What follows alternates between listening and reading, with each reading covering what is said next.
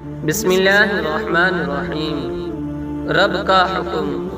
ایک بوڑھی خاتون نے ریڈیو اسٹیشن فون کیا کہ وہ کئی دنوں سے بھوکی ہے اور کئی دنوں سے صرف سوکھی روٹی اور پانی پر گزر بسر کر رہی ہے، اور کہا کہ اللہ کی راہ میں اسے کچھ کھانے کے لیے دیا جائے۔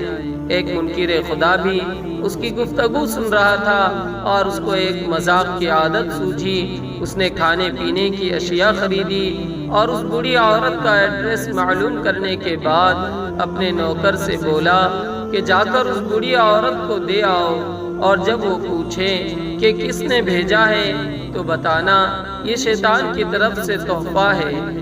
وہ بوڑھی عورت اتنے زیادہ کھانے کا سامان دیکھ کر بہت خوش ہوئی اور جلدی اپنے گھر کے کونے میں وہ رکھنے لگی۔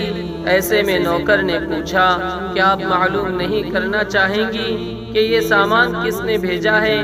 یہ سن کر وہ بولی، مجھے اس کی کوئی پرواہ نہیں کہ کس نے بھیجا ہے، مگر اتنا معلوم ہے کہ جب میرے رب کا حکم آتا ہے تو شیطان بھی حکم کی تعمیل کرتا ہے۔